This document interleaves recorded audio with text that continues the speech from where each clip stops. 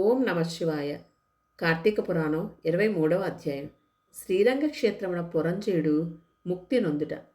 అగస్త్యుడు మరలా అత్రి మహర్షిని గాంచి, ఓ మునిపుంగవా, విజయమందిన పురంజయుడు ఏమి చేసినా వివరించండి అని అడుగగా అత్రి మహాముని ఇట్లు చెప్తున్నారు. కుంభసంభవ, పురంజయుడు కార్తీక వ్రతాచరణ ప్రభావమున అసమాన బలోపేతుడై అగ్నిశేషము శత్రుశేషము ఉండకూడదని తెలిసి తన శత్రురాజులందరినీ ఓడించి నిరాటంకంగా తన రాజ్యమును ఏలుచుండెను. తన యొక్క విష్ణుభక్తి ప్రభావం వల్ల గొప్ప పరాక్రమవంతుడు, పవిత్రుడు, సత్యదీక్షా తత్పరుడు, నిత్యాన్నదాన, భక్త ప్రియవాది, తేజోవంతుడు, వేదాంగవేత్త అయి ఉండెను. మరియు అనేక శత్రువులను జయించి దశ దిశలా తన అఖండ కీర్తిని ప్రసరింపచేసెను. శత్రువులకు సింహస్వప్నమై విష్ణు సేవా దురంధురుడై కార్తీక వ్రత ప్రభావమున కోటికి పడగెత్తి అరిష్వడ్వర్గములను కూడా జయించినవాడై ఉండెను.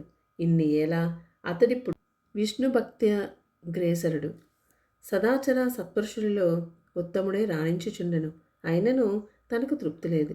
ఏ దేశమున, ఏ కాలమున, ఏ క్షేత్రమున ఏ విధంగా శ్రీహరిని పూజించినా కృతార్థుడు నగుదునా అని విచారించుచుండగా ఒకానొకనాడు ఆ శరీరవాణి, పురంజయ, కావేరీ తీరమున శ్రీరంగ క్షేత్రం ఉన్నది, దాన్ని రెండవ వైకుంఠం అని పిలుస్తారు. నీవచ్చటకేగి శ్రీరంగనాథ స్వామిని అర్చింపుము. నీవి సంసార సాగమును దాటి మోక్షప్రాప్తి నొందుదవు అని పలికాను. అంతట పురంజయుడు ఆ శరీరవాణి వాక్యములు విని రాజ్యభారమును మంత్రులకు అప్పగించి సపరివారంగా బయలుదేరి మార్గమధ్యమునున్న పుణ్యక్షేత్రమును దర్శించుచు ఆయా దేవతలను సేవించుచు పుణ్యదలలో స్నానం చేయుచు శ్రీరంగమును చేరుకొనను. అక్కడ కావేరీ నది రెండు పాయలై ప్రవహించుచుండగా మధ్యనున్న శ్రీరంగనాథాలయమును శేషశయ్యపై పవలించుచున్న శ్రీరంగనాథుని గాంచి పరవశమొంది చేతులు జోడించి, దామోదర, గోవింద, గోపాల, హరే కృష్ణ, వాసుదేవ, అనంత, అచ్యుత, ముకుంద, పురాణ పురుష, హృషికేశ, ద్రౌపదీమాస సంరక్షక, దీనజన భక్తపోష, ప్రహ్లాదవరద, గరుడధ్వజ, కరివరద, పాహిమాం పాహిమాం, రక్షమాం రక్షమాం, దాసోహం పరమాత్మ దాసోహం అని విష్ణుస్తోత్రమును పఠించి కార్తీక మాసం అంతయు శ్రీరంగమునందే గడిపి తదుపరి సపరివారంగా అయోధ్యకు బయలుదేరెను. పురంజయుడు శ్రీరంగనాథస్వామి సమక్షమున కార్తీక మాసంలో చేసిన వ్రతముల మహిమ వలన అతని రాజ్యమందలి జనులందరూ సిరి సంపదలతో, పాడి పంటలతో, ధనధాన్యాలతో, ఆయురారోగ్యములతో నుండిరి. అయోధ్య నగరము దృఢతర ప్రాకారములు కలిగి, తోరణ యంత్ర ద్వారములు కలిగి, మనోహర గృహ గోపురాదులతో చతురంగ సైన్య సంయుతమై ప్రకాశించుచుండెను.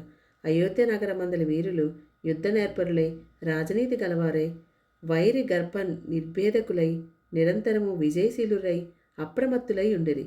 ఆ నగరమందలి అంగనామనులు, హంస గజగామినులు, పద్మపత్రాయత లోచనాలై, విపుల సూనిత్యము, విశాల కటిత్వము, సూక్ష్మ మధ్యత్వము, సింహకుచ స్పీనత్వము కలిగి రూపవతులనియు, శీలవతులనియు, గుణవతులనియు ఖ్యాతి కలిగి ఉండిరి. ఆ నగరమందరి వెలయాండ్రు నృత్యగీత సంగీతాది కళా విశారాదులై, ప్రౌఢులై, వయోగుణ రూపలావణ్య సంపన్నలై, తదామోహన హాసాలంకృత ముఖశోభితులై ఉండిరి. ఆ పట్టణ కులాంగనులు పతి శుశ్రూష పరాయణులై, సద్గుణాలంకార భూషితులై, చిద్విలాస హాసోల్లాస పులకాంకిత శరీరులై ఉండిరి. పురంజయుడు శ్రీరంగక్షేత్రమున కార్తీక మాస వ్రతమాచరించి సతీ సమేతుడై ఇంటికి సుఖంగా చేరెను. పురంజయుడు రాక విని పౌరజనాదులు మాంగళ్యవాద్య తూర్యధనులతో ఎదురేగి నగర ప్రదక్షిణ చేసి నిజ అంతఃపురమున ప్రవేశపెట్టిరి.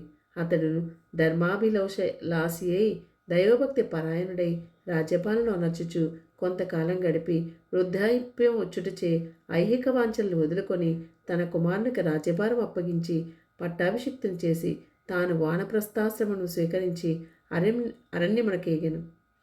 అతడు ఆ వానప్రస్థాశ్రమందు కూడా ఏటేటా విధి విధానంగా కార్తీక వ్రతం ఆచరించుచు క్రమక్రమంగా శరీరం ఉడుగుచిదే వర్ణించి వైకుంఠమునకు పోయెను. కావున ఓ అగస్త్య, కార్తీక వ్రతం అత్యంత ఫలప్రదమైన మహత్యము కలది. దాన్ని ప్రతి వారునూ ఆచరించాలి. ఈ కథ చదివిన వారికి, చదివినప్పుడు వినివారికి కూడా వైకుంఠ ప్రాప్తి కలుగుతుంది. ఓం నమ శివాయ. హర హర మహాదేవ శంభో శంకర. హర హర మహాదేవ శంభో శంకర. హర హర.